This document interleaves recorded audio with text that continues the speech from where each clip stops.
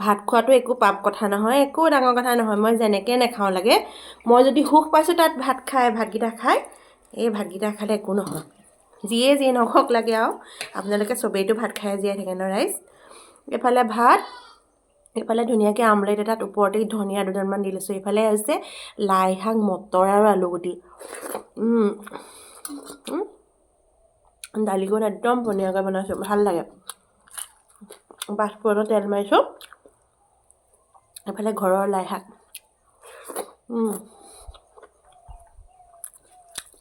কাৰ ঘৰত পাচলি হৈছে জনাবচোন। আমাৰ কমকৈ হৈছে আৰু খাব পৰাকৈ।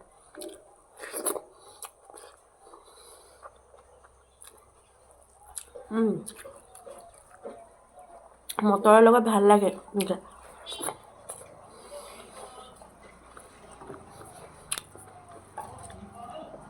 লাই শাক মাছৰ লগত, মাংসৰ লগত ইমান ভাল পাওঁ।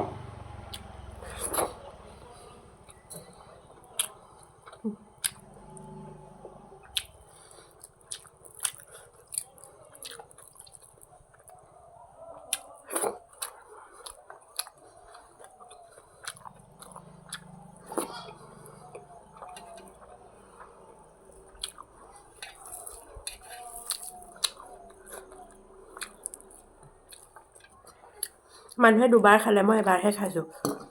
কাম বন কৰি আজৰি হোৱালে ভাত খোৱা দেৰি হৈ যায়।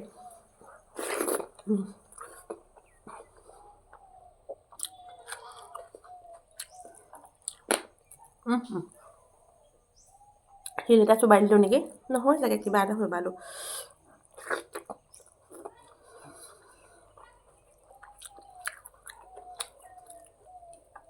ভাজিকণ ইমান ধুনীয়া লাগিছে। লাই শাক গোন্ধাই।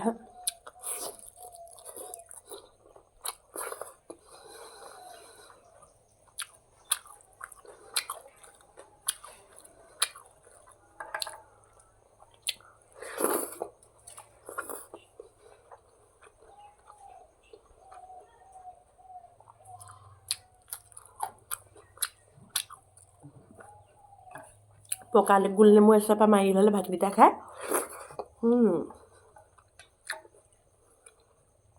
মজা লাগে।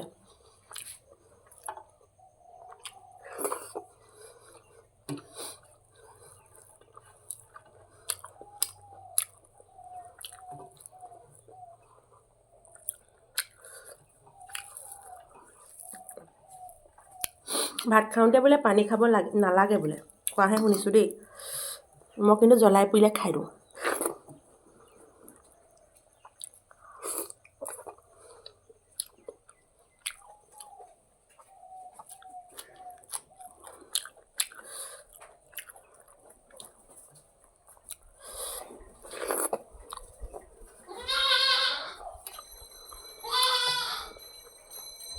ইমানে টেষ্ট লাগিছে ভাতকেইটা খাই,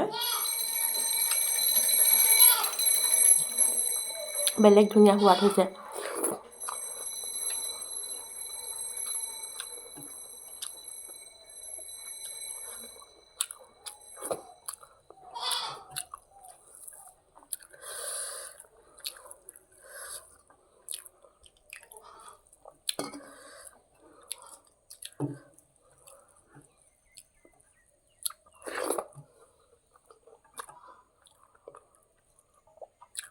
এইবোৰ আমাৰ চিম্পুল ঠাইৰ খানা আৰু আমাৰ গাঁৱলীয়া মানুহৰ।